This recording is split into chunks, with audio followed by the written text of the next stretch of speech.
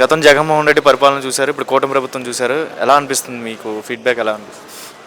జగన్మోహన్ రెడ్డి అంతా రివర్స్ అని చెప్పి రాష్ట్రాన్ని రివర్స్ చేసేసినాడు. దాదాపు 5 సంవత్సరాల పరిపాలన నుండి 20 ఏళ్ళు రాష్ట్రం వెనక్కిపడిపోయింది. పరిశ్రమలు వెనక్కిపోయినాయి.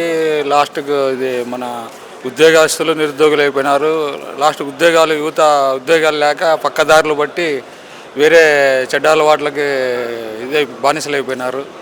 ఉద్యోగాలు లేక ఇంట్లో తల్లిదండ్రులకు డబ్బులు అడగలేక వాళ్ళు ఇబ్బంది పడుతూ చెడు మార్గాలు చూసుకున్నారు. జగన్ చేసిన పాపం అంతా ఇంత కాదు, చాలా పెద్ద ఇది ఆయన చేసిన పాపం. దేవుడు కూడా క్షమించాడు, అంత పాపం చేశాడు. మంచి పనులు చేశానని అన్నాడు కదా, మంచి చేశాను, ప్రజలందరూ న్యాయం చేశానని బల్లగొద్దు చెప్తున్నారు ఆయన అంటున్నారు. అంటున్నారు అంతేగాని అందరికీ తెలుసు. ఆయన గురించి భయపడి ఎవరు బయటకు చెప్పలేకపోయినారు. అదంతా మనసులో పెట్టుకొని ఇప్పుడు ఎలక్షన్లో ఆయనకు తగిన బుద్ధి చెప్పినారు. ఆయన రాజకీయాలకు పనికిరాడు, అసలు మనిషి జన్మే వేస్ట్ ఆయనకు. సార్, ఇప్పుడు ఈ కూటమి ప్రభుత్వం పవన్ కళ్యాణ్ కూడా చాలా మాటలు అన్నారు. అసెంబ్లీ సీట్ కూడా పంపిలేము, మేము లోపల రావడానికి దాటలేము అని అన్నారు. అసెంబ్లీ గేట్ దాటలేము. అండ్ పవన్ కళ్యాణ్ని సినిమాలు తీసుకోమని పొలిటికల్ ఎందుకు అన్నారు కదా. మామూలే. ఇంతకుముందు కూడా ఎన్టీ రామారావు పార్టీ పెట్టినప్పుడు ఎన్టీ రామారావునే అన్నారు, సినిమా ఆయన రంగులు పూసుకునే ఆయన ఏంది, రాజకీయాలకు వచ్చి పార్టీ పెట్టేది ఏంది అని. ఇందిరాగాంధీ అట్లా కూడా ఓడిపోయి లాస్ట్కి ఎన్టీ రామారావుతో చేతగాక ఎన్టీ రామారావు రాజమార్గానికి వచ్చారు. ఈరోజు ఇంకా ఈయన చెప్పేదేమి పవన్ కళ్యాణ్ అనేదేమి. పవన్ కళ్యాణ్ ఏదో మంచి వ్యక్తిగా ఆయన ఉండే ధైర్య సాహసాలకి ఒప్పుకోవచ్చు మనం.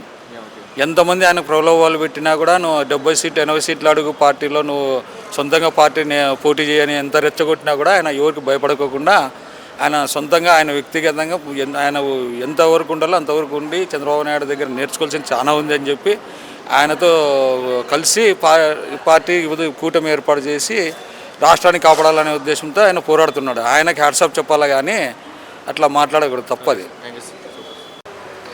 సార్, గతంలో చూశారు జగన్మోహన్ రెడ్డి రూలింగ్ చూశారు, and at the same time ఇప్పుడు కూటమి ప్రభుత్వం వచ్చింది. 2 months రూలింగ్ చూస్తున్నారు. ప్రజా దర్బార్ అని ఇలాంటివి పెట్టారు. ఎలా అనిపిస్తుంది? ప్రజల్ని మీట్ అవ్వడానికి ఎంతవరకు కనెక్షన్ ఉంది ఇక్కడ? ఈ ప్రజల నుండి సమస్యలు అనేకము తెలుసుకోవడానికి, వాళ్ళ సమస్యలు పరిష్కరించడానికి ఒక ప్రత్యామ్నాయ మార్గంగా కనపడతాం. ఇక్కడ మీరు ఎక్కడి నుంచి వచ్చారు సార్? ఎలా అనిపిస్తుంది? ఇక్కడికి వస్తున్నారు కదా, ఎలా వచ్చారు? ఎవరు పిలిచారు ఇక్కడికి?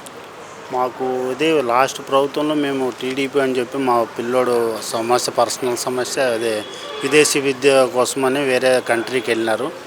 దానికొచ్చి గత ప్రభుత్వంలో మేము టీడీపీ పార్టీ అని చెప్పి వాళ్ళు ప్రభుత్వం స్కాలర్షిప్ మంజూరు చేయలేదు. అదేంటి జగన్మోహన్ రెడ్డి కులం మొత్తం పార్టీ విరోధం లేకుండా అందరికీ న్యాయం చేస్తాను. అది ఫిలిప్పీన్స్ దేశానికి లేకుండా ఏదో అమెరికాను ఏదో వేరే దేశాలకి ఫిలిప్పీన్స్ దేశానికి ఇవ్వలేదు.